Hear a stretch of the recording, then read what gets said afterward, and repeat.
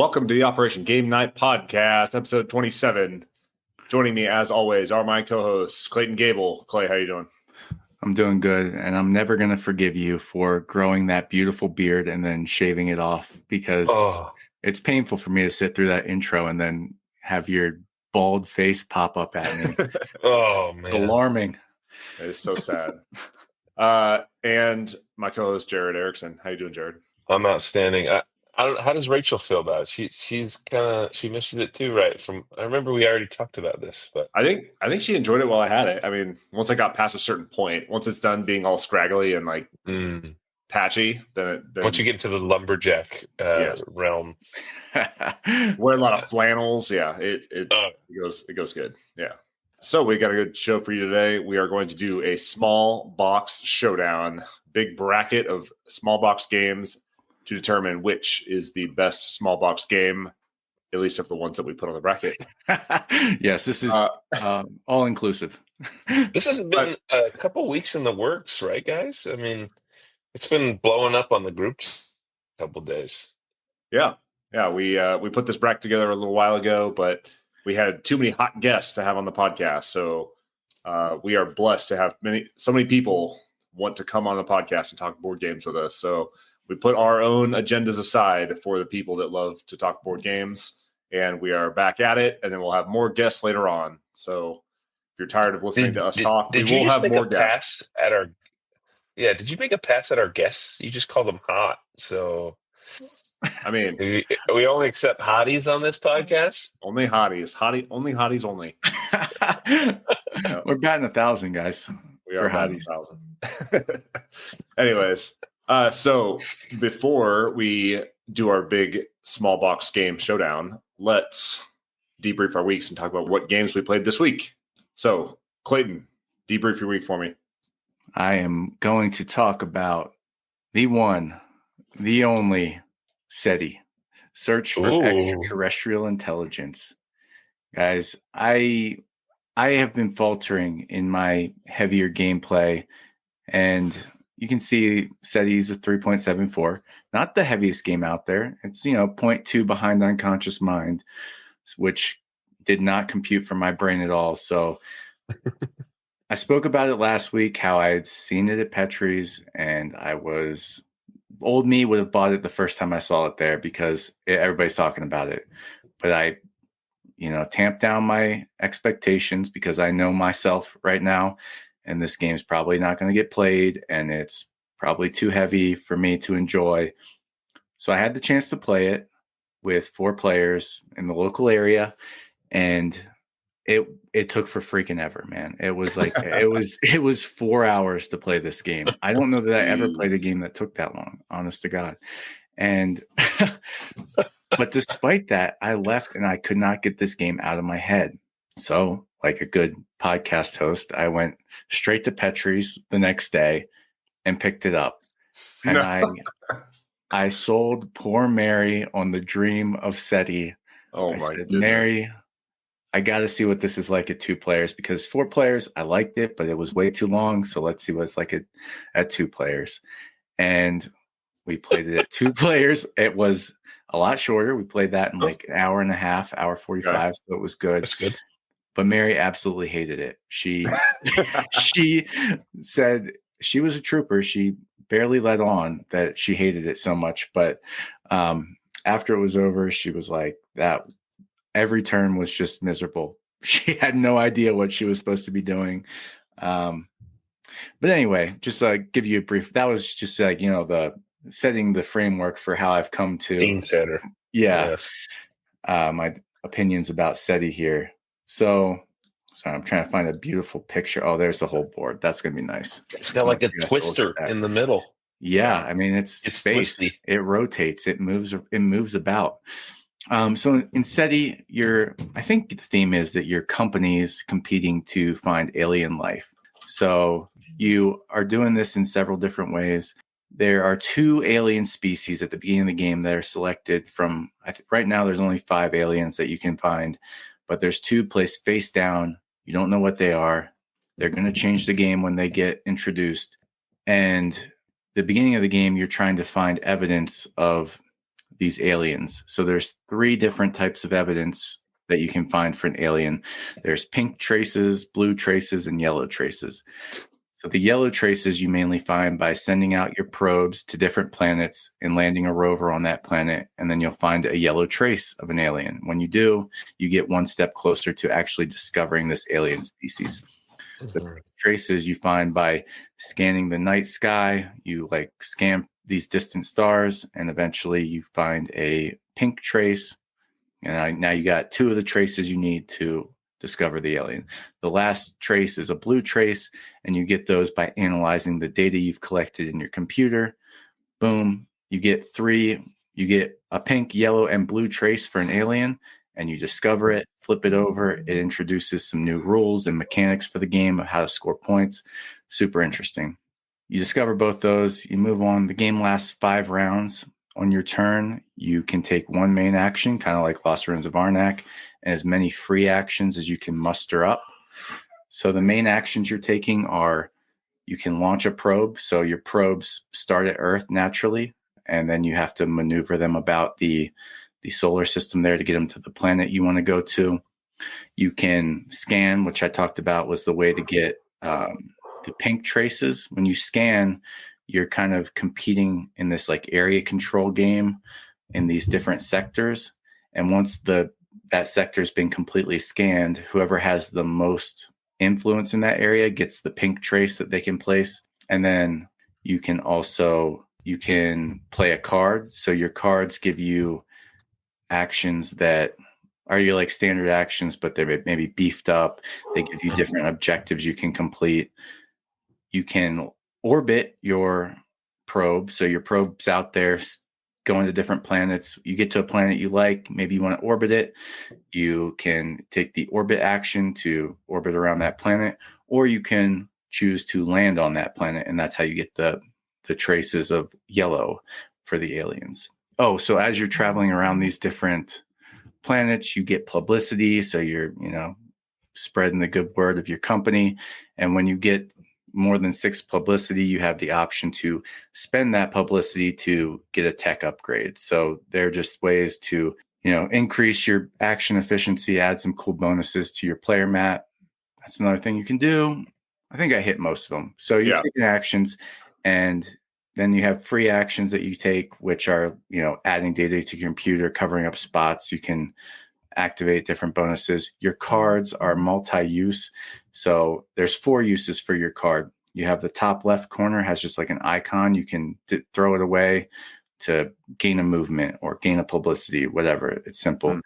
And then the top right are, as a color showing what sector you could scan with that card if you used it for scanning.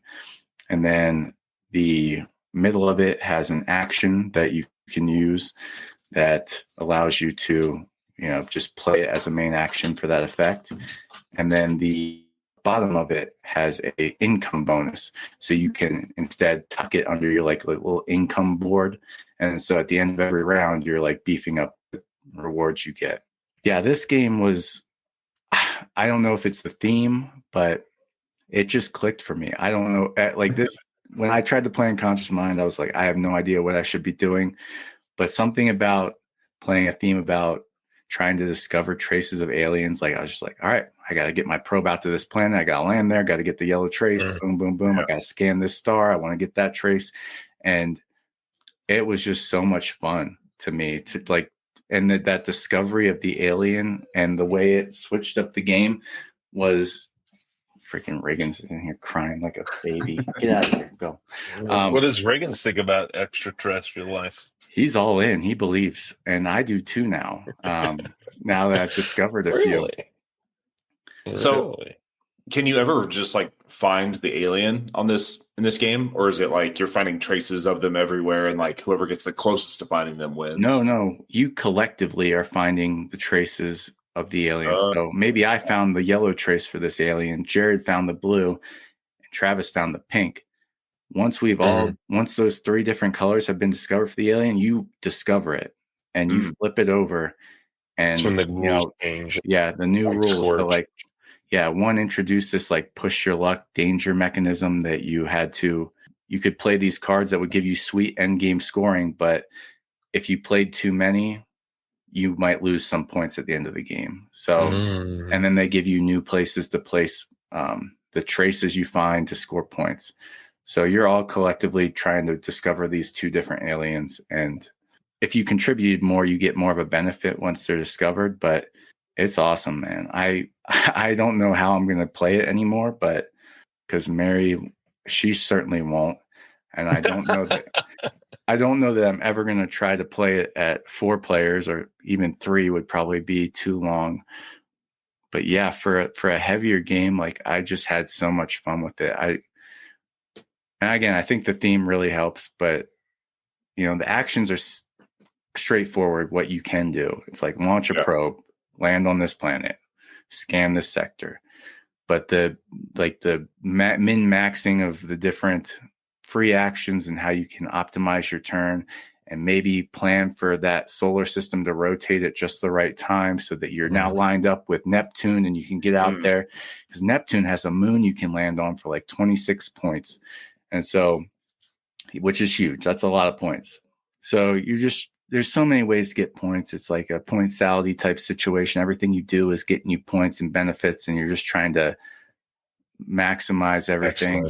Yeah, which usually isn't the type of puzzle I like, but yeah, this one I just had so much fun with, like, the main theme and mechanisms of the game that, yeah, again, it just clicked, and these games don't often do that for me. So I am glad to have this one as like the heavier, and again, heavy's relative.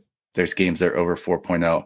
I probably won't ever touch those, but this for me is a heavier Euro game that I want to have around. And honestly, I feel like after that first play, I wasn't even the one that taught it. And I barely needed to recheck the rule book before I taught it to Mary, because the rules just stuck in my head. I don't know. It was on fire in your brain. Yeah. I could not get this out of my head. It's definitely not for everybody. It goes long. It can be AP inducing with all the different ways you can maximize resources. So it can take a while between your turns. Yeah.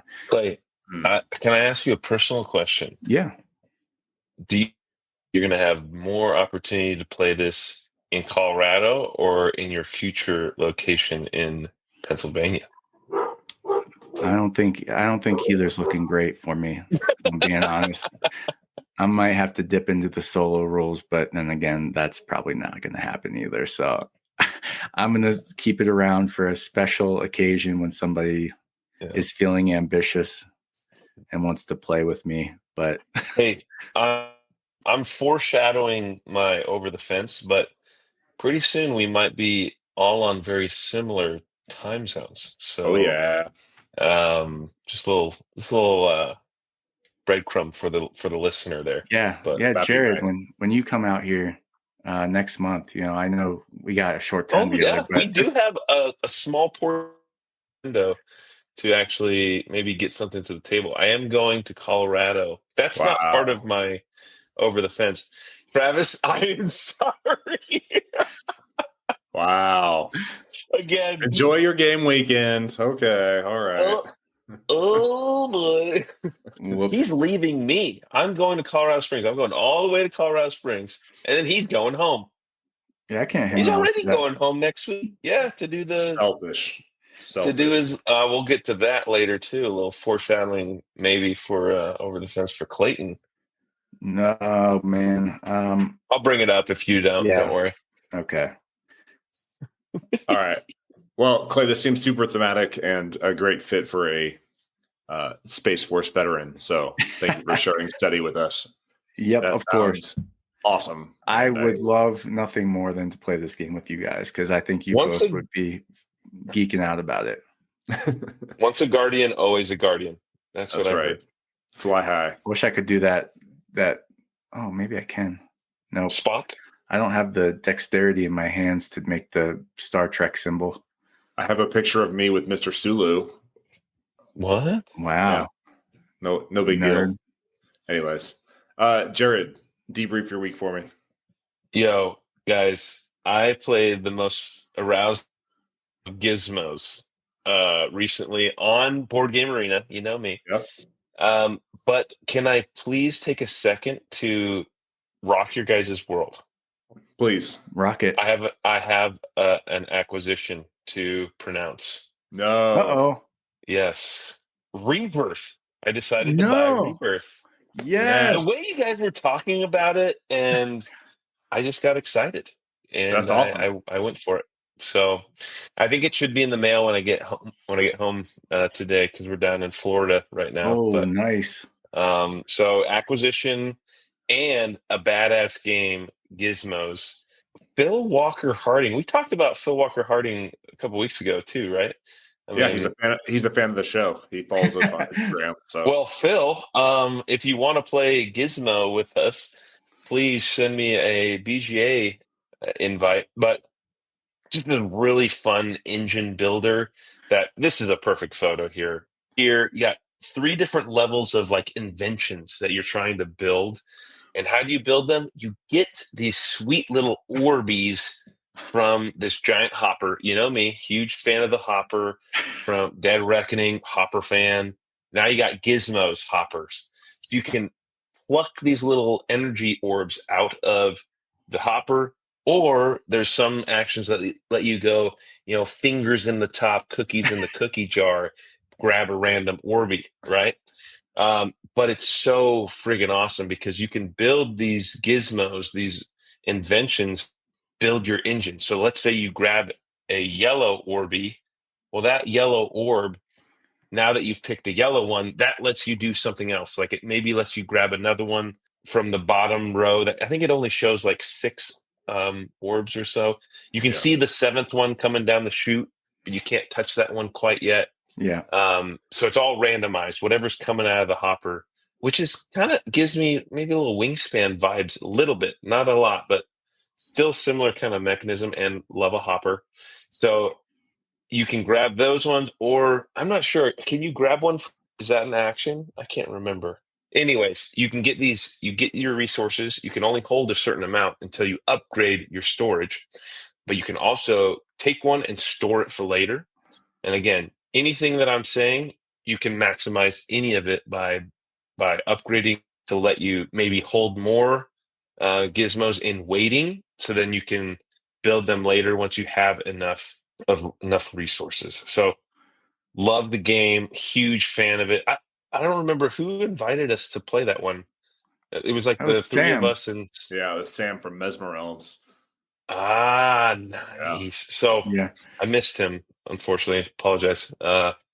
Huge fan of Gizmos. So send me another, Sam. Send me another BGA. I'm down to play. I got rocked. Like I was nowhere near first or second, or I think I came in last. But I had a lot of fun. That spot's reserved for me most of the time. Yeah. You can count on me to be pulling up the rear. So yeah. Well, when I get invited to games, I usually am in the back of the pack. So it's few and far between. But yeah, well, I mean, we should give out bonuses in the back of the pack. But that's right. Last thing for my debrief, I found a friend, guys. Virtual friend. He's from Canada. I don't even know what his name is. He said he listened to the podcast, but he plays Feast for Odin nonstop, and he's got me on rotation now. So, like, I can probably get like 5 or 6 turns in a day with this. Nice. We've been burning through. Go to my BGA receipt list. I don't remember what his name is, but he's been cooking up some Obsidian something, isn't it? Yeah, dude. We've been crushing some Feast for Odin, so I am becoming even more of a monster in Norwegian. So you watch yourself. I even have been challenging myself. I've been getting so many reps in. I played one game where I said, you know what? I'm not going to get any ships. And I strategy without ships. I went heavy on animals, but there's so many paths to victory and fun. I digress. Man, I look at I look at the games you've been playing sometimes just out of awe, really. And I look at the scores you have, and I'm like seeing you in the 130s, 150s for Feast Row, and I'm like, I am lucky to get out of the negatives most games. I cannot fathom how you are maximizing this so much, but He's a machine. And that's crazy to hear that that's even in the midst of forcing yourself into a unfamiliar strategy, because I feel like that game would be easy to just say, this is my strategy. I always get the red ship. I always pillage. I always get all of these things and then just always do that. But to keep pushing yourself like that, man, this is why you're at the top of your game, Jared. Travis, hit us up. So Clay thought that he played a heavy game. I played a heavy game. Oh, you got me by 0.1. Weight of 3.86. This is Too Many Bones, published in 2017 by Chip Theory Games. I'm not going to go over this too much because it's way too complicated, and I played it once, and I don't have a great feel for the game yet. So you pick one of 4 gear locks, those weird-looking elf gnome creature things, and you pick one of 4, and they're all unique and have different abilities and stuff, and you're running through one quest line to get to a tyrant at the end. And so what you do is you shuffle. I played it solo, and they have a unique deck of mission cards specifically for solo mode. Shuffle them all up with a tyrant card and a couple of other mission cards, and then you're running through this deck of missions and trying to defeat the baddies to eventually level up your gear lock enough to take on the tyrant at the end. And if you beat the tyrant, then you beat the scenario. And this game is great, mostly because if you're going to play a heavy game, at least for me, I'm going to play it probably solo. And just the organization in this thing, as with most chip theories, is just perfect. They have these little trays that have all your dice that are color-coded. They have neoprene mats for your player cards that you play on. So those have cutouts where you like slot your dice in for upgrades and stuff. The components are top notch. All of your enemies that you're fighting are on these nice little poker chips. And so if you're going to play a game that's going to take so long to play, like each of these scenarios is at minimum 1 hour, all the way up to like 4 hours, depending on how many players you have.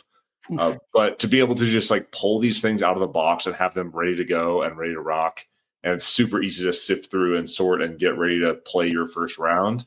I will definitely play this again. I'm not going to go too deep into the rules, but basically, like, you're chucking a whole bunch of dice that will give you attack and defense and all these different attributes. You're leveling up your character as you go through the different scenarios. You're slotting dice into these different upgrades to earn abilities and different stat points. And then all of that is in service of taking on the big baddie at the end and hopefully defeating the tyrant and winning your scenario. So I want to play this again, one, because each of the gear locks is different. I played Picket the first time. I think it's Picket. Yeah, Picket. But there's like Boomer, and Boomer is like kind of glass cannon. She does a bunch of damage, but she has a little health. There's a couple other ones. And then once you get a good feel for the rules, I also have the Undertow and the Splice and Dice iterations of this that have more gear locks and more scenarios and stuff. So I'm kind of bummed that I waited so long to play this, because it does have great systems, super enjoyable game. But it's one of those games kind of like Root, where like people could get comfortable with like their gear lock and how they level them up and how they like run through these scenarios. So I would definitely want to play it, one, with more people, because it is a cooperative RPG game, and 2, I'd like to play this repeatedly so that people could like learn their roles and really like play off one another more. But Too Many Bones, super enjoyable. I've seen this online for like solo play forever, and I was just really intimidated by it. This box itself weighs probably like 10 pounds. It's so heavy. It's not a big box, but it's really heavy because it's got so much dice and so many chips and stuff in it. But yeah, Too Many Bones, super enjoyable. I will definitely give this another shot soon. Hey, so is it a solo mode, or is it just like pretty streamlined solo? Like it's kind of designed to do that? So they have a deck of encounter cards that are for multiplayer, and then they have a deck of cards that's specifically for solo mode. So you take the Tyrant cards and the solo deck that's specifically made for solo play, and you shuffle them together. So it's like a bespoke, hand-crafted solo experience versus like just playing the regular version by yourself. But that's the only change. You just have to add the cards to the deck, but the gameplay is pretty similar. Yeah. Okay. The only thing that you don't get is like there are interplay between the gear locks. So like one of them specializes in healing, and they can heal members of your party. But if you're playing solo, you're basically just healing yourself. So it's not, I don't know. You can't take full advantage of some of their special abilities when you play solo, but you get the gist. Okay. Yeah, that sounds cool. I've heard about this being a great solo game too. So yeah. So definitely gonna give this another shot. I'll probably crack open my boxes of Undertow and Splice and Dice. They've been sitting on my shelf forever. I was just really intimidated by it because I know that it's a heavier game. When you open up the rule books, I think the rule book is, well, the actual rules itself are maybe like 23 pages or so, and they're pretty densely packed. Like it's got a lot of rules and some complex systems, and the rule books are kind of vague in areas that they shouldn't be. And people have like published online guides, so I was constantly going back and forth between my phone and the rule book. So yeah, it took some time, and it was definitely just a learner round, but I will definitely be going back to Too Many Bones. awesome. All right. Are we ready to hit the mission objective? Sorry, I need to do a pause exercise. Apologize, guys. I told you guys this might happen. We're going to pull chocks and run, but before you introduce the main event, you will be voting on my behalf. So if you feel like party guy Jared wants to have a good time, you maybe give Spots a little We'll see. other. And if you do need to text me in while I'm driving from Florida back to Alabama, please text me in. If there's a deal, if there's like a tiebreaker that you just need me, give me a call. Okay. Perfect. But anyways, I love you guys. We'll see you next week. All right, later, boss. All right, let's hit the mission objective, which is our big bracket of small games. So, Clay, go ahead and explain the criteria for the bracket and how we're going to do this. Well, criteria was that the boxes need to be relatively small. I think we said the for sale size box is kind of our upper bounds. Don't hold us to that because there might be some on here that snuck through, but we pretty much just started texting all of our favorite small box games, and we were going to do 16, but then we had so many more we liked. So we got up to a 32 small box bracket, and we are going to just keep comparing and eliminating until there is only one remaining as Operation Game Night's premier small box game. If you can only have one, this one is going to be the best because it's got a lot of formidable opponents to go up against here. And yeah, small boxes are some of my favorite games. They're easy to get to. They're usually easy to teach. They're easy to take around with you. So these games, and they're cheaper, so it's easier to buy them, and they're smaller. They're easier to store. So I have a lot of small box games. Me too. And this might shed some light on some that maybe I can get rid of if they, are a one and done game in this bracket. So yeah, that's what we're up to today.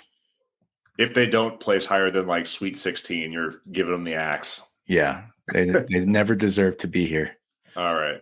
So first matchup is Sail versus Spots. So Spots is a press your luck game where you are rolling a bunch of dice, trying to match the pips on the dice with the spots on the dogs. Once you complete 6 dogs, you are the winner. But if you bust and you go over, you have to bury a value greater than 7 pips. You wipe your unfinished cards clean and you go back to the beginning. So a little bit of press your luck, lots of dice chucking. This game is super easy to teach and easy to jump into. Lots of replayability with different cards that you can play or different tricks that you can do. And yeah, Spots is definitely gets a Jared bump. Yeah, you just gave a great intro for that. Don't expect that for the rest of these. Sail is a very interesting cooperative trick-taking game where you are working together to navigate your ship through this ocean, avoiding obstacles, and like the way you win tricks determines like which direction the boat moves. So it's a really cool mechanism, but at the end of the day, it is just a cool mechanism, and I've had fun with it, but not nearly as much fun as I've had with spots. So yeah, I haven't played Sail nearly enough to weigh in on that one, but yeah, spots is going to get my vote regardless because I love spots. here we go. All right. Oh, this is going to be tough for me. All right, Fantasy Realms and Hot Lead. I'm going to do Fantasy Realms. So Fantasy Realms is a set collection game where you are cycling through a deck and discarded cards to create the ultimate hand. Each card has keywords and suits that play off one another. And in a really complex math algorithm at the end of the game, you're trying to end up with the most amount of points. Once 10 cards are discarded, Clay, check me on that number. Yeah, that's right. Once 10 cards are discarded into the discard area that are free to pick up, the game is over and everybody scores. Super easy and easy to teach, but difficult to master. Fantasy Realms. Yeah, Hot Lead. You said lead. I don't know. I always said Hot Lead because he's a detective searching for a lead, but it could be the lead of a gun. Either way, it's a set collection game where you're simultaneously selecting a number. You flip them over. Whoever has the highest number gets the card furthest from the deck. The lower number gets the card closest to the deck. So you're trying to, position the card you place where you might want to collect the evidence from. You're collecting sets of these evidence. If you get more than 3, you over-investigated a certain crime and you lose all those points. So it's got a fun little push your luck. This game's over in like 10 minutes. I've had a ton of fun playing this one. But for me, I really love the excitement of Fantasy Realms and the potential to just score crazy points by like, oh my God, if this card comes up, I'm going to have this combo that's going to freaking kill. And it's another quick game. And some games you might score really crappy, but it happens so fast that, yeah, I love that. The thrill of potentially getting those big bonuses. So I'm leaning Fantasy Realms. Man, I wish that we would have gone with the Marvel Remix Fantasy Realms because that one is my preferred way to play where you have to end up with one villain and one area or something. Like there's certain rules where you have to end your hand with specific cards. And I really enjoy that. But I think I'm gonna go Fantasy Realms as well. Okay. Yeah, I got recently got the deluxe version of Fantasy Realms, and it's awesome. Ooh, nice. All right, Castle Combo and Startups. Castle Combo is a game where you are placing is it worker placement? Kind of. It's like set collection, but you're like placing your little reserve token on a space to reserve areas of your fiefdom that play off one another, and you're trying to build the best, kingdom. Yeah, it's a 9x9 grid. Yeah, there you go. It's kind of similar to Fantasy Realms. Like each card has scoring criteria, and it's like, okay, if there's other of this card in my row, you score 6 points per card like that you have in your row. So you got this constrained 9x9 grid, and you're just trying to, over the course of 9 turns, fill it out in a way that's going to maximize your point scoring. And yeah, Startups is a pretty popular Oink game where you're trying to collect stock in different companies, but to become the lead shareholder. And then at the end of the game, whoever has the most shares of a company, the other people that also were trying to get shares of that company that didn't get the most have to pay you for all the shares that they have in that company. So it's a cool little game where you're picking cards, you're putting cards in the middle. For whatever reason, I really like Startups when I play it, but it always kind of, there's just like enough interesting rules that I feel like I can't just pull it off the shelf and play it like I want to with one of these games. Yeah. So I might lean Castle Combo on this. I have played Castle Combo on Board Game Arena. I have never played Startups, but I was more intrigued by Startups than I was with Castle Combo. And just because I don't know enough about it, I will defer to your choice of Castle Combo. Plus, it's like the new hotness. Like people have been really enjoying that lately. And I've seen more about Castle Combo than I ever have about Startups. Yeah, Startups is good. Like, I probably enjoy playing Startups more. Like, it's more interesting, but I never have a smooth get it off the shelf and teach it moment. I have to always refer back to the rules, and I feel like for a game this quick and short, I shouldn't have to do that. So I'm going Castle Combo. That's fair. Next up, For Sale and Parade. For Sale, we've talked about a lot on this podcast, but basically you are auctioning off a bunch of properties, and then you are selling those properties for the most amount of money possible. It's a auction / reverse auction or auction blind auction at the end, where you are playing those properties face down, big reveal, and then whoever has the highest number gets to draft from the highest amount of money that's available. And the goal at the end is to end up with the most amount of money. It's pretty simple, super easy to teach, and has some staying power. It has a couple different iterations. For Sale auto. There's another one too, isn't there? Like another implementation. I've only seen the auto one. Yeah, but yeah, it's great reverse auction game.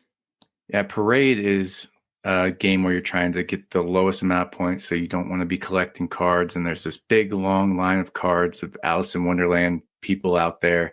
And on your turn, you have to play a card to the end of that parade. And based on the number, that tells you like what cards you might have to take from that parade. If you play a really high number, you might just skip over all the cards in the parade and not have to take anything. Whereas you play a low number, you only have to take cards that are lower than it. They're still out there. So it's got some interesting choices. Another great card game that's like 15, 20 minutes long. So I can't in good conscience not pick For Sale. I mean, I really like Parade, but For Sale has been a staple for us. Yeah. So I'm all in on For Sale. We'll bang that one. Nice.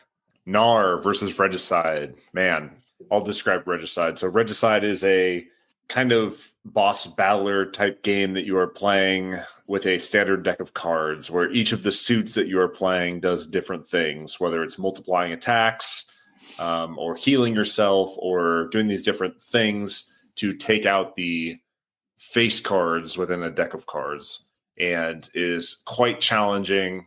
It says it right there on the box, a challenging cooperative card game. Super unique, really interesting. And it comes in a standard deck of cards. You can play this game without buying the official Regicide, but it has the awesome artwork that comes along with it. Yeah, if you have not played Regicide, I strongly recommend that you give it a shot. Or they even have a companion app that you can play solo on your phone, which I love. Yeah, Gnar is it's an engine building game. You're collecting Vikings of different colors. The more Vikings you collect of a certain color, the more benefits you get when you collect a new Viking of that color.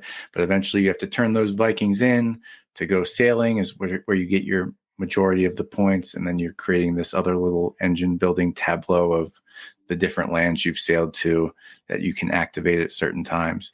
I thought this game was interesting at first. I haven't really came back to it. I fell back to good old Marvel Splendor when I want my engine building fix. So for that reason, I think Regicide is super cool and innovative. And even though I haven't played it in a long time, I still want to play it. So yeah, I love Gnar. And like you said, it was like touted as like the Splendor killer. Yeah. And there is some really cool dynamics to it where you're like trading in resources to go sail and explore new lands. But Regicide is something that if we're talking about small box games, this is the smallest box because it's literally a deck of cards that you can carry with you. As long as you know the rules, Regicide is a fit in your pocket, go anywhere type of game. And I've probably played it far more than I have Gnar. So I'm going to go with Regicide. All right. Ooh. Skull and Cockroach Poker. So couple bluffing games. Yeah, Cockroach Poker is a bluffing game where you are passing these different creatures around. It's kind of like That's Not a Hat, where you say this is a toad, and if it's not a toad, or the person can accept the card or not accept the card and pass it along if they don't accept the card. And eventually it's going to have to get to a point where somebody has to make a decision on whether to keep the card or not. And it's kind of like That's Not a Hat, where if you accept it and it's wrong, then you keep it as a demerit. If you deny it and it's not the right card, then you pass it back to the person that sent it to you. And whoever gets, I don't know, 3 or 4 of one of the suits, they are out and they lose and everybody else wins. So it's a bluffing game, very much in the same vein as That's Not a Hat, cockroach poker. Skull was Jared's entry, and I've only played this game once, so I don't know that I can do it justice with a description. I don't know if you can, Travis. I know there's coasters, and you're trying to bluff about them. I honestly, Skull, having just played cockroach poker, I think that it's far better implemented in something like That's Not a Hat. And I know that there's a lot of love out there for Skull, and that you can literally go to any sort of bar or pub and play it with a set of coasters and pass them around. I think I'm going to go with Skull. I can't argue. Let's roll. And I know Jared probably would too. So for his absentee ballot, we'll go with Skull. Yeah. Oof. That's Colorado or Mountain Goats. Mountain Goats is a press your luck game where you are charging your mountain goats to the top of these different hills that correspond with different dice rolls. And it's what, 2 to 12, 3 to 11? Yeah, I think with the expansion it goes up to more than that, but okay. 12 is the standard game. Yeah, but basically one goat can be at the top to earn points. There's a certain number of bonuses per mountain that you're climbing, and basically you're trying to knock each other off. It's like multi-lane King of the Hill, where you are selecting the number of dice that you want to contribute to send these goats up this hill and earn the most amount of points by the end of the game. Mountain Goats is an all-play game that fits in their tiny boxes, so it's like 4x4x2 maybe, and it's a great press your luck game, kind of like a Can't Stop. Yeah, Colorado is a game where you are trying to collect sets of different colored chameleons, and you do that by, on your turn, either taking a pile of chameleons that's already out, or you can draw a card, but then you don't get that card. You have to play it to one of those other piles. So you run the risk of making a pile more intriguing for other players, or maybe you're mean and you know that somebody really wants the 2 blue chameleons. So you put a red on there, which you know they don't want, because at the end of the game, you can only score up to 3 different sets of chameleons. So if you collect more colors than 3, some of those colors are going to be negative points for you. And it's an interesting, very interactive game. I like it a lot. I also like Mountain Goats a lot. I'm going to have to, I know, Travis, you even played Colorado? I have not. I was going to lean heavy into Mountain Goats, but. Well, since I'm up in the air, I will yield it to Mountain Goats on this one. Because I mean, if you really have a strong argument for Colorado, please weigh in. I could go either way on this one. So I'm going to go. I played Mountain Goats more, and I really like it. But yeah, Colorado's great. Hate to see it hit the losers bracket so early, but here we go. Got some tough matchups. They're all good. Yeah. This is all right. This is a bloodbath. What? Yeah. Tiny epic Game of Thrones, Ice and Fire versus Coup. That's COUP. Tiny epic Game of Thrones is a lot of game packed into a small box. It is a area control. It is a bluffing, bidding, press your luck. It is so much game packed into a tiny box. And I wish that I had played it more before we started talking about this as a small box game.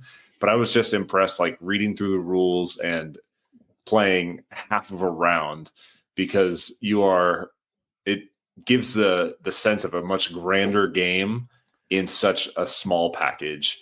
You are going around, you're traveling to these different areas of the 7 kingdoms, you're controlling castles. The more castles you control, the less gold you can have. The gold is used to, pay off armies and to pay off your opponents, and you can block people from taking actions. And it's a little bit of input randomness, because you are rolling dice at the beginning and drafting those dice to take actions and blocking actions. There's so much game packed into this game, and I wish that I had played it more. And I'm a little nervous of what your argument is for Coup. My argument for Coup is as follows. I have not played Coup in probably 3 or 4 years. But in the first 2 years I was getting into gaming, this game was easily the game I played the most. I played this with everybody all the time, hundreds and hundreds of plays. You're trying to lie to each other, call each other out. You got assassins. You're trying to, just manipulate each other's minds in a 5 to 10 minute game. And my argument here is that Coup, while Tiny Epic Game of Thrones does fit in a small box, it does not have the spirit of a small box game. And for that plucky fight of a true blue small box game that can be taught and played in 15 to 20 minutes, I would go with Coup. But yeah, I mean, if I'm picking up a small box game, I want it to last no more than like half an hour. Yeah. And I think that Tiny Epic Game of Thrones, like, you're signing up for a much larger game, although it is miniaturized and it can fit in a small box. It is a much larger game. So I just wish that I had more experience with Tiny Epic Game of Thrones before we came on this podcast, because I would love to talk about it and wax poetic about how great it is and how easy the rules are to learn. But I don't think that's the case. So I'm happy to defer to Coup if that's the way you're leaning. That's the way I'm leaning. All right. Oh shoot, we're going this whole side. Can we switch sides? I don't think so. I don't know how to do that. All right, spots or fantasy realms. I am going to go with spots. I love Press Your Luck. It's a great mechanic. The artwork is super cute and it's very clear when you have a winner. Fantasy realms, you have to use a app to decide like what your score is. You can total it up yourself, but it's much easier to just scan it into the app. So I'm going to go with spots over fantasy realms. I will reluctantly concede as well, because I know Jared would also. All right, castle combo or for sale. Clay, start us off. I mean, I'm pushing for sale. I've just had way too much experience with it. It never misses. It's always good. Castle combo is a new commodity. It might get there someday, but I don't know that it's ever going to have the magic that for sale's been able to bring to the small box game space. And it was our standard for the size of box that we were looking to beat. So, I'm going to go for sale. Castle combo although I've only played it virtually, it did not particularly stand out to me. All right, we got Regicide and Skull. Man, I wish I knew more about Skull. I know Jared loves Skull. I did not enjoy the one play I had of it. So for that, I'm going Regicide. I have a lot of love for Regicide, so I think I'm going to go with Regicide. Sorry, Jared. Oh, Mountain Goats and Coup. I am going to push for Mountain Goats. I have never played Coup. I'm sorry to say, but I do like that we do have some representation of secret identities and deduction and that type of game on this list. I don't know how much else we have on here in terms of like social party deduction games like that. Yeah, I'll also go with Mountain Goats as well. Now it's the game I play more, so I think it deserves the win. Okay. Oh. All right. Spots and for sale. Clay, I'm going to let you go first. I don't know what I want to say. What are we in the quarterfinals here? Yeah, I think so. Yeah. Oh. Spots is great. It is such a cool theme and the production's so nice. Oh man. I hope something comes up that makes me think that for sale is lesser than it. But for now, for sale is whooping up on the competition because I've had so much fun with for sale. Yeah, this one's tough for me too. I think that we're going to get a lot of representation on Press Your Luck on the other side of the bracket as well. And I'm trying to balance like pushing mechanics versus pushing games that I just like love. And I love both of these games. For Sale and Spots have both held a special place in my gaming experience, but I have had games of Spots that go on forever.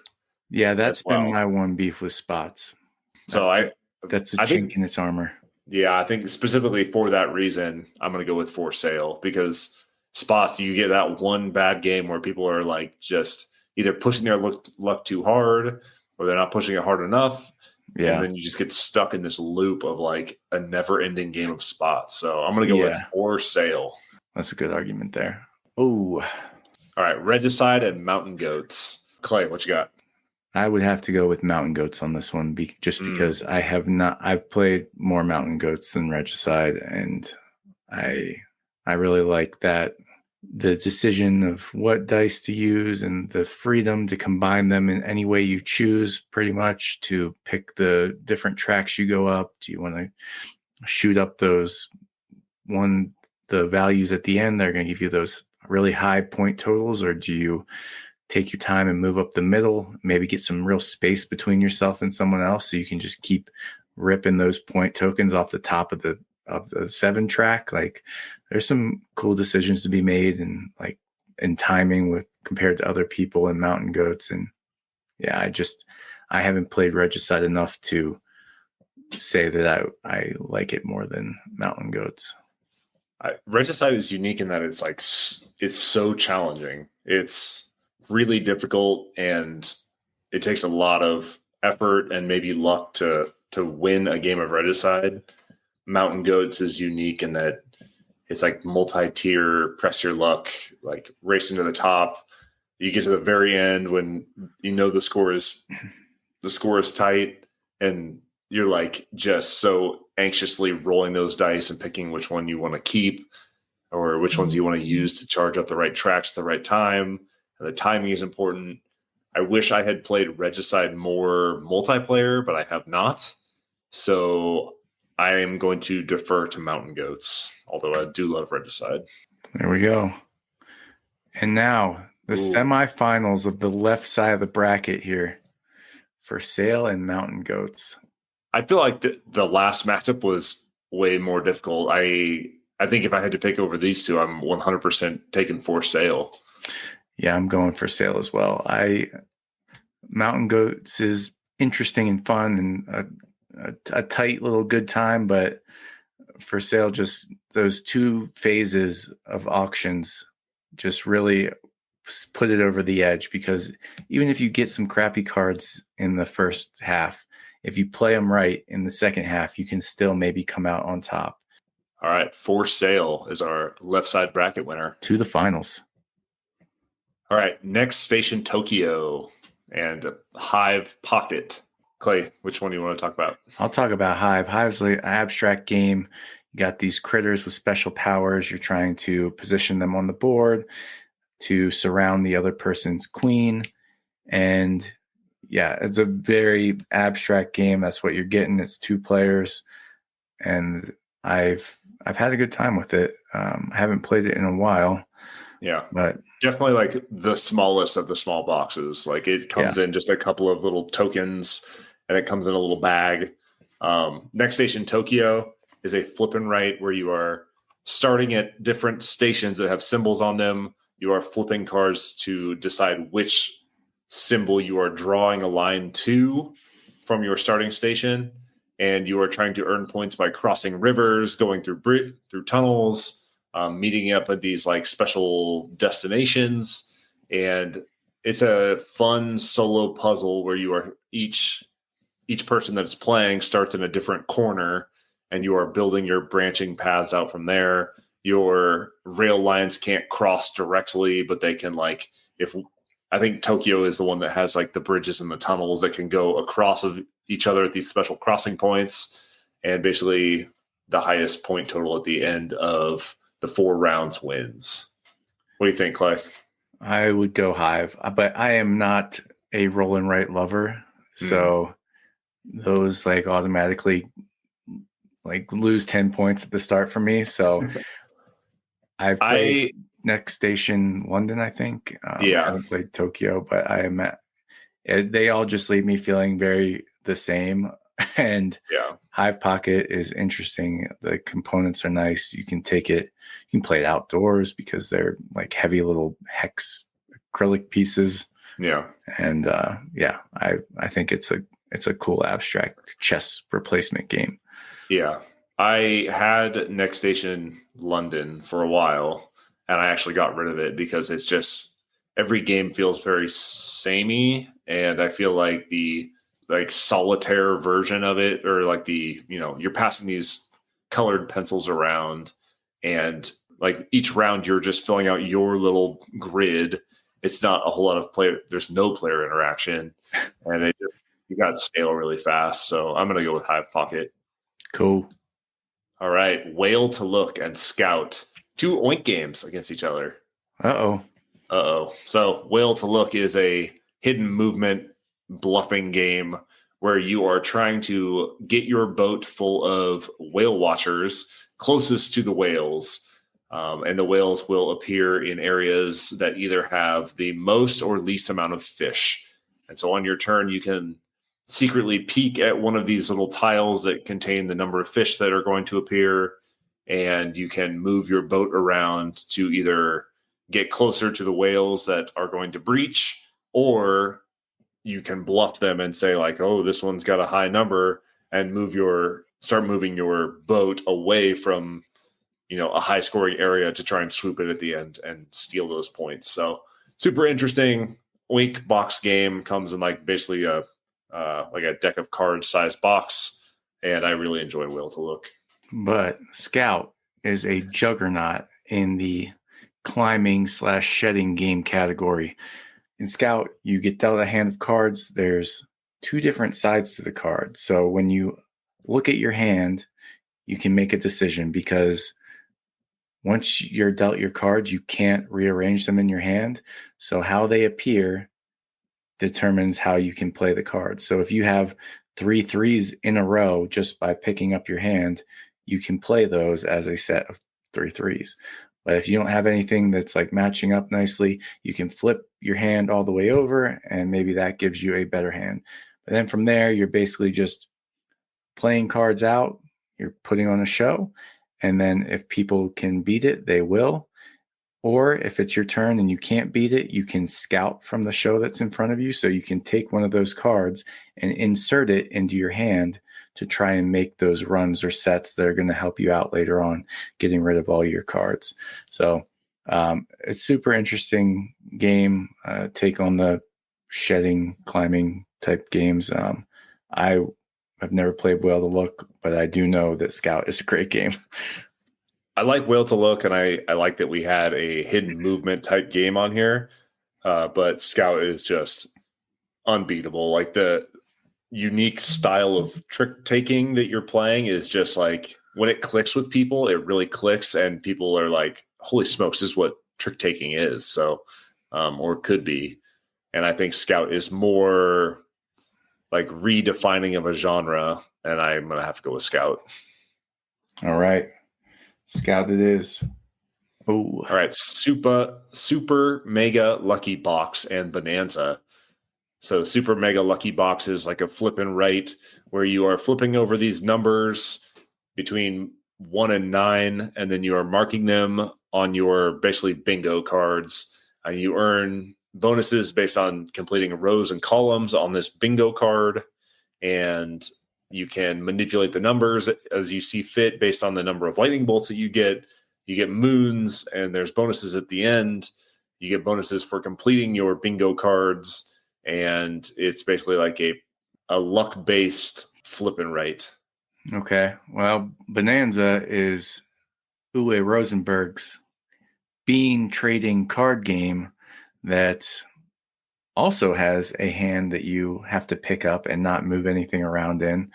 And you are planting your beans, cashing them in for points, but all the while you're trying to make these trades to get the beans in your hand lined up proper so you can, plant your field of stink beans and get the most points possible. Lots of fun and excitement over negotiating. I played Super Mega Lucky Box. It's fun. It's a cool take on bingo, very approachable for people who might not be that into board games. But if you're asking me what I want to play and would have more fun with, it's Bonanza. Yeah, I'm going Bonanza. Okay. Biblios and Lost Cities Rollin' Right. Lost Cities Rollin' Right is similar to Lost Cities, where you are rolling a bunch of dice that have symbols and colors on them. As the roller, you pick, one symbol, one color, and that's the track that you are moving up. Once you start a track, you're in the negatives, and you have to work your way up to the positives. You're earning bonuses by crossing these bridges, and the game ends once all of the bridges are crossed, or somebody gets to the top of a certain number of tracks. I can't remember which, and you are totaling up your points to see who is the winner. You have your kind of like relics that are like that you earn as you cross bridges and do different things, and then you have your passes where I can't remember what they call them in game, but if you're passing on any of the dice, you can just scribble that one in. Again, it's another track to move up. Super interesting. I love traveling with that game. It's a great travel game. You can play it poolside or whatever, and it's always enjoyable. So Lost Cities rolling right. Yeah, and Biblios, the theme is ridiculous. You're like monks doing something, but the mechanisms of the game are really fun.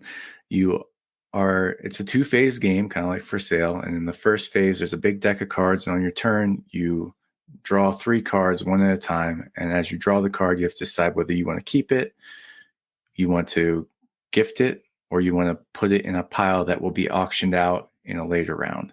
So you can get cards that are money for that second auction, or you can also take cards that are of like a certain color, because at the end of the game, whoever has the most cards in that color will score the points for that color. So it's a nice balance of like, man, do I want money right now so that in the auction round I can like have a little more power to get the things I want? And yeah, you're kind of pressing your luck because again, you draw those cards one at a time. So you're like, okay, I could use this, but maybe the next one's going to be the one I want. So I'm going to put this one in the auction pile for the next round. It's just a great game, and there's a way to manipulate the value of each color at the end of the game. So if you think you're going to lose a certain color, there's ways to decrease the value of that color at the end and increase the value of the color you might be winning. So this is a super fun game. I love that pull off the top 3 cards and decide what to do with them. That's so fun. And it's kind of been re-implemented in Courtesans with a slightly different game. So yeah, I would go with Biblios on this, but my feelings on Roll and Rights. Yeah, I mean, Lost Cities Roll and Right doesn't really feel like the other Roll and Rights to me. It is a bit more of like press your luck, it feels like to me, but Biblios has me intrigued. So I'll defer to you and I'll go with Biblios on this one. Biblios for the win. Oh, dang. Wow. Who did the seeding on this? We got Ink and Gold and Sea Salt and Paper. Oh, man. So Sea Salt and Paper is a set collection game in a little tiny deck of cards box, basically, where you are either pulling cards from one of the 2 discard piles or 2 from the main draw pile, picking one and placing the other down to one of the discard piles.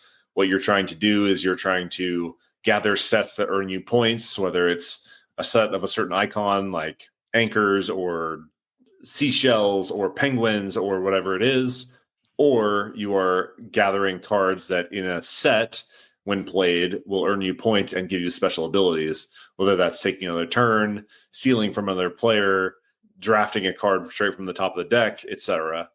Gorgeous handmade origami art on all the cards. It's super easy to learn and teach and plays pretty quickly. It's got a little bit of a press your luck type mechanic at the end of the round where you can either say like hard stop and end the round immediately, or you can say last chance and potentially earn a little bit of an extra bonus if you end up on top. So Sea Salt and Paper is a great travel game. Yeah, Ink and Gold has really been surging for me lately. It's a push your luck game. I love those. You're all deciding how far into this temple you're willing to travel. There's a deck of cards that have danger in it, and they also have gems. So every turn, a card's flipped over. If it's gems, you divide it up amongst everybody that's still in the temple, and they all get their fair share. And if it's danger, Well, that sucks. Now you have decisions to make, because if you draw the same type of danger card later, everybody that's in the temple loses all the gems they've collected. So you're trying to make a decision about how long you want to stay in the temple, because as people start dropping out, now you don't have to divide those gems up amongst 5 people. You can get all 15 gems to yourself. So the longer you stay in is good.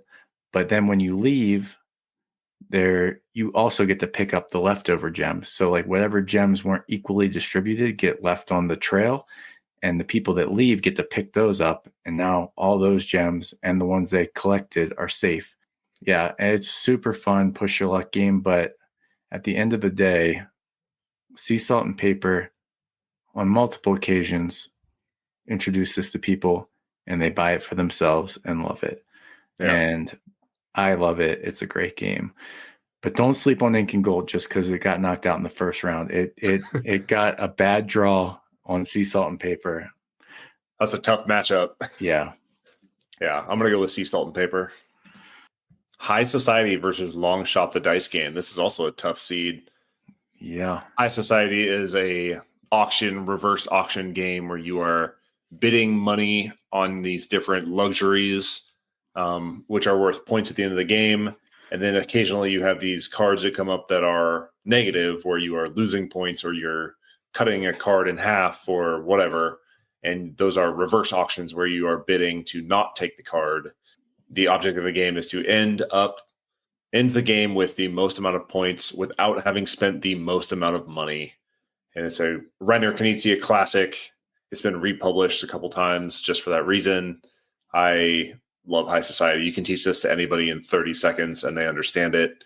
And it always has a replay factor. Like people will play it and they'll immediately want to play it again, and then maybe again, and then maybe again. And it just has this kind of carryover, like, oh, I was so close to winning type factor. So High Society is a great game. Yeah, Long Shot the Dice game is pretty much camel up the rolling right. I just talked about this a few weeks ago. But you're betting on horses, you're rolling die to see how far they move and crossing things off on your board to get bonuses, maybe move your horse forward more, buy some horses, bet on horses. It's a fun game. I really like it. I mean, most games on here I really like, so that's doesn't really need to be said.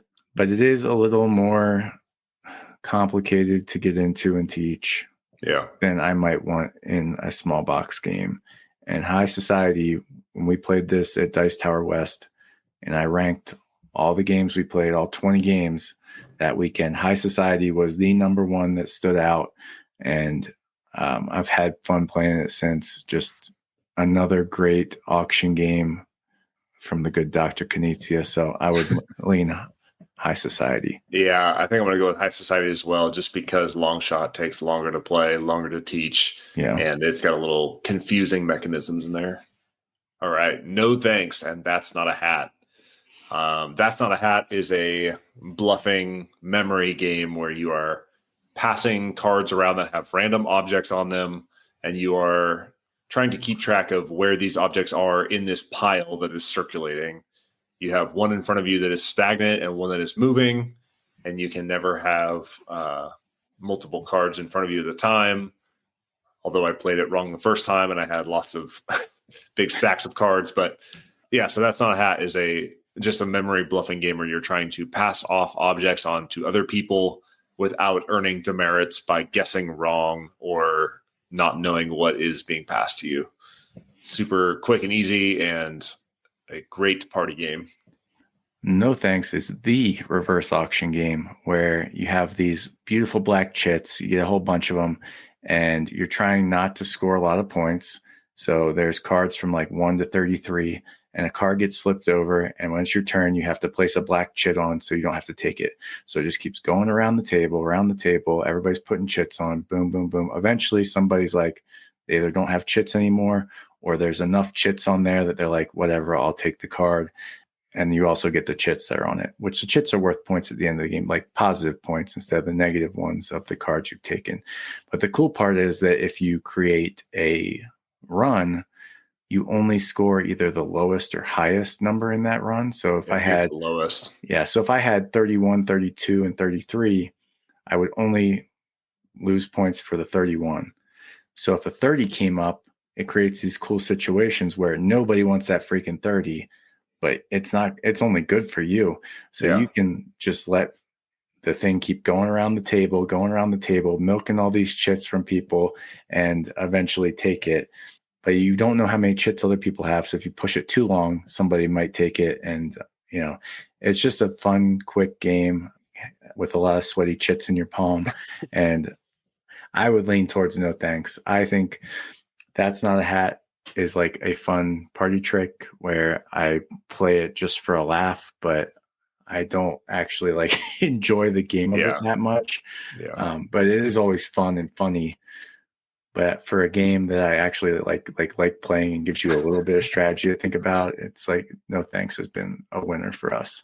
Yeah, there's more game in no thanks than there is That's Not a Hat. And while I have not played That's Not a Hat competitively, it's mainly been for fun at family get-togethers and at the end of the night. I do prefer no thanks, so I'm gonna go with no thanks. All right, last one. Air, Land, and Sea, Critters at War, or Reiner Knizia's Poison. Air, Land, and Sea is a war card lane battler where you are playing cards, these different arenas. The one that we have on the YouTube is the Critters at War, which is kind of a cutesy version, but they do have World War II versions of Air, Land, and Sea. They also have Spies, Lies, and Supplies, which is another kind of expand-alone version of this game, where you're playing these cards to these different theaters of war, and each card has a special ability that will allow you to look at your opponent's other card, to look at their next card they're going to draw, to cancel out the effects of one of the other lanes. I think these cards have some really unique interplay that makes this game pretty interesting to me. And you could play this many, many times and come up with unique combinations of what these cards can do to one another to keep it fresh. So, yeah, I really enjoyed this game. I've only played it a couple times, but definitely a unique lane card battler, kind of like a shot and Totten type thing where you're trying to win these different arenas. So, yeah, that's Air, Land, and Sea. Yeah, I recently just played this like 2 days ago with Mason twice, and I remembered how well designed this game is. It's super impressive. Yeah. But Reiner Knizia's Poison is a lot of fun. It is another game where you don't want to take cards, but there's a twist. So there's 3 pots in the middle, 3 different colors, red, blue, and green. No, red, blue, and something, another color, purple. And on your turn, you have to play a card to one of the pots. And if ever the value of cards in the pot goes over 12, you've exploded the pot and you have to take all those cards from the pot. And at the end of the round, you lose points for all the cards you have. However, if you gathered the most of a certain color, you don't lose points for those.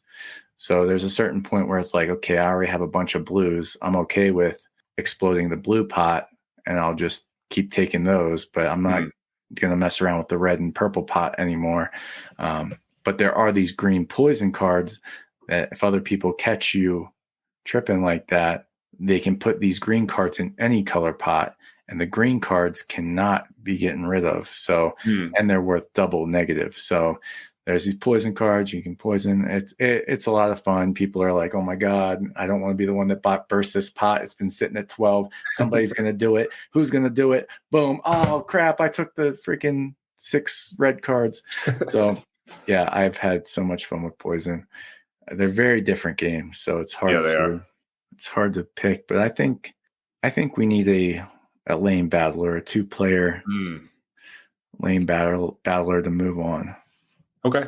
Yeah, I have never played Poison, but of the couple of times that I've played Air, Land, and Sea and Spies, Lies, and Supplies, I really enjoyed the dynamics between the different cards. Like, it would be really easy to crank this game out as a lane battler with no card abilities, but they make it thematic and they make it really interesting on how those, not just the cards play against each other, but the lanes play against each other. So I think I'm going to go with Air, Land, and Sea. All right, I support that. All right, we're back up top. Hive, Pocket, and Scout. I'm going Scout. Scout it is. abstract games just aren't my thing.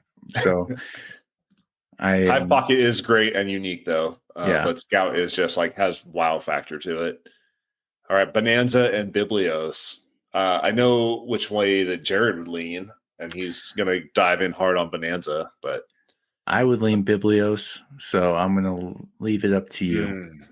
That's tough. I may have played Biblios once a long time ago, but I do love the player interaction in Bonanza, and it gets kind of wild, and I find it enjoyable and frustrating when people like bring outside things that are outside of the board game table into a board game. Like, if you trade me this bean, I will do laundry for a month. You know, like people get way out of left field on these trades, and you got to appreciate somebody that's willing to sacrifice their personal time and energy to win a board game. So I'm going to go with Bonanza.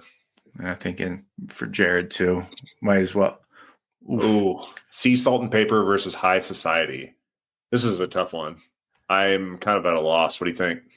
I'd have to go Sea Salt and Paper. I really like High Society, but again, I've just had so many people that have introduced us to that have been like, oh, get on Amazon, let me get that game. Like, you know, Yeah. and I haven't had that with High Society. I have fun playing High Society probably just as much as Sea Salt and Paper, but I think Sea Salt and Paper is more flexible. It plays at 2 players really well and plays at 4 players really well. High Society, you can't even play at 2 players, and it's better at the higher player counts. So I like the flexibility and the fun of Sea Salt and Paper. Yeah, the player count is a big one, and also the artwork in Sea Salt and Paper is just phenomenal. Like the handcrafted origami it's special. It feels different. So I'm gonna go with Sea Salt and Paper. All right. No Thanks and Air, Land, and Sea. Man, I do love Air, Land, and Sea, but it's definitely not as memorable as any game of No Thanks. Like No Thanks is so tense, and although you do have sweaty chits in your hand, like they're sweaty for a reason. Like this game is like white knuckle, like please don't take that card. I really need it to start buying down on some of these runs. You can kind of bluff a little bit. It's got just a little bit of everything that is great about a trick taker, an auction game. It's got, it's hard to find faults in No Thanks. I think I'm going to go hard in on No Thanks. I'm right there with you. Okay. Scout and Bonanza. I'm Team Scout on this one. I enjoy Bonanza to a point, but at some point the incessant trading, or like it starts to bog the game down. Yeah. And Scout runs clean and smooth all the time and is always freaking good. Bonanza has not gotten a run it back from Rachel, and Scout has. So I'm going to go with Scout. Scout advances to the semifinals. That's right. Sea Salt and Paper and No Thanks. Man. Oh, man, this one's tough. I kind of want to vote Sea Salt and Paper just because I would love to see a Sea Salt and Paper and Scout showdown in the finals. But No Thanks is also just so... I would go Sea Salt and Paper. Oh, man. It's a tough one. What would Jared say? Jared might go No Thanks. I think he would too. I'm going to go with Sea Salt and Paper just so that we can have the discussion between Sea Salt and Paper and Scout. All right, here we go in the semifinals. Scout and Sea Salt and Paper. What do you think? This is kind of shocking me here. I mean, I really like Scout, but I think it appeals to a certain audience, people that are inclined to like these types of classic type of card games with a twist. And if you're that person, this game is really going to sing for you. But Sea Salt and Paper, I think, appeals to a wider audience with its presentation and with its mechanisms. You know, I got 2 crabs. I can play 2 crabs. All right, now I'm collecting little fishies in my hand. I think it's been more widely received for me Like I would pull this out quicker around people than Scout. I would have to know the people I was playing with enjoyed that type of game to play Scout. But Scout just feels like so different than any other trick taker that you're playing, right? Like the way that you can like craft your hands and purposefully like start scouting other people's acts and adding to your hand and setting up multi-turn in advance. Sea Salt and Paper is great. Set collection is great. There's a unique mechanism where you get 4 mermaids and you win the game automatically, which I love. Always adds a thrill to it. Yeah. Man. I think Sea Salt and Paper has like just enough unique mechanisms thrown in where it's not just set collection, right? Like you get to a certain number of points at 5, 7, whatever it is, and you can like claim last chance versus stop. So I think just because they added in those couple of unique things, like the twist at the end, I'm going to go Sea Salt and Paper. Wow. And now for the final. Wow. For Sale versus Sea Salt and Paper. My heart is telling me For Sale. I am endlessly charmed by those little properties that you're bidding for and trying to decide the right moment. There's way more to it than you would think. I mean, the bid you set is strategic. You know, you take a big jump hoping that a bunch of people pop out before it comes back around to you. So there's so much to think about in both the phases, and it's quick. And I love auctions. So For Sale is my winner. Man, on the other hand, For Sale, you know what you're getting every single game. Sea Salt and Paper, like you can vary your strategy between games, whether it's like collecting a certain set, whether you're just trying to slam through as many fish as you can, or maybe you're going for all 4 mermaids, or like it feels very different when you play it with more players and you do less players. And while it does scale appropriately, like your strategies can change. Oh man. Listen, I have a ringer. If we're split on this, I can call in the big guns, Mary. Oh man. What? She likes both these games. All right, let's hear what Mary has to say. Hey. Mary, this is important. You're on the podcast for 1 second. Okay. We are at the finals of our small box bracket, and the 2 games that have risen to the top are For Sale and Sea Salt and Paper. And Travis and I cannot decide. So it's tough. We're phoning you in. I might say Sea Salt and Paper just because we've played it more recently. Okay. Well, all right. Well, you are dismissed. Thank you. You have picked our winner for the small box bracket showdown. Holy cow. Wow. Sea Salt and Paper. The Mary lift. Can you believe it? The young up and comer. Wow. Yeah. So our small box champion for 2025 is Sea Salt and Paper. Wow.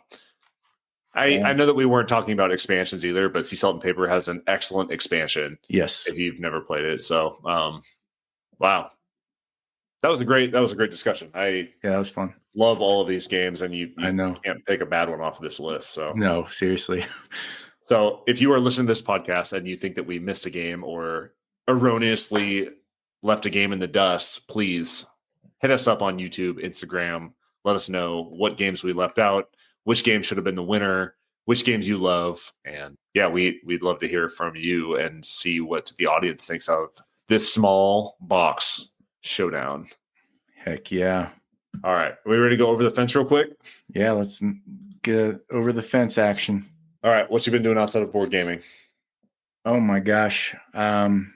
So we're moving and we got a lot of stuff to clear out this house. Apparently you can acquire a lot of things in 5 years. I don't know how, like my grandparents and people that have been in a house for like 100 years, like how much junk they must have. But the amount of junk we have in a 5-year period is crazy. All that to say, I have been in the purging mindset. and this may be board game adjacent, but I have gotten rid of 150 games. What?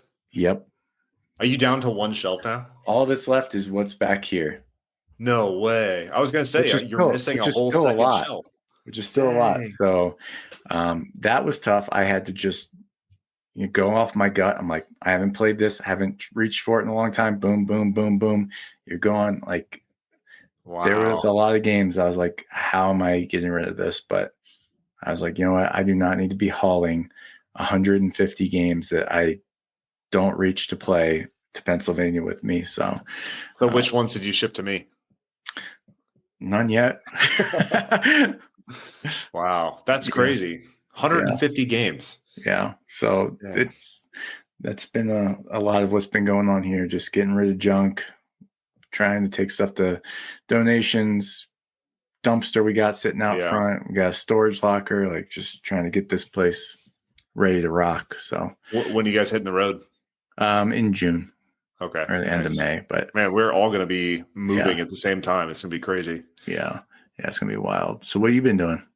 Awesome. So we were going to go to Budapest this weekend, but our family came down with a cold that I think was brought into the house by little baby Gwen. They'll do that. She got her CDC cold. So, we kind of got taken out this week, but I have been reading a book that I want to shout out. It's called An Odyssey, A Father, a Son, and an Epic by Daniel Mendelsohn. And this guy, Daniel Mendelsohn, he writes a bunch of like opinion pieces and essays and poetry, and he writes for the New Yorker, and he writes for all these like these opinion pieces and critiques and stuff. And most of his books are collections of these essays that he's written. But An Odyssey is about the book, The Odyssey, and how he used it later in his father's life to connect with his dad. It's a really good book, and it's kind of told in the same way that The Odyssey is by Homer, where it kind of jumps around in the timeline, where he'll kind of wrap back onto important details. He kind of jumps around in the timeline and builds up this relationship with his dad. And really what it is he's drawing parallels between Odysseus and Telemachus, which is Odysseus' son. Yeah. And Telemachus is the main character at the first 4 books of the Odyssey, where he is venturing out to go find his dad that has been missing for 20 years at this point in the Trojan War. And Odysseus is out there wandering and lost, and he's, trapped on the Nile with Nymphos and all this stuff. And he's kind of using it like this guy never really understood who his dad was until he started to connect with him over these epics, right? So he teaches these books, these Greek epics in a class, like a collegiate class, and his dad actually like shadows one of his classes, and they start to like bond over this novel and these characters and this story, and they grow closer because of this this story that's really about a father and a son, and the relationship between the two, and the like what does the son owe the father, what does the father owe the son, and it's been really interesting. I'm really enjoying it. I'm maybe 3/4 of the way through. So sweet. It's called An Odyssey by Daniel Mendelsohn. Nice, man. Yeah. Hey, did we do it? We did it. Wow. This is a bit of a longer one, but we had to get that small box bracket in, man. I just wanted to crown a champion. It got so tense there at the end. I was like, man, such good games. Yeah. For Operation Game Night, this has been episode 27. I have been Travis. He has been Clay. Thank you, Jared, for joining us at the beginning, and we're out.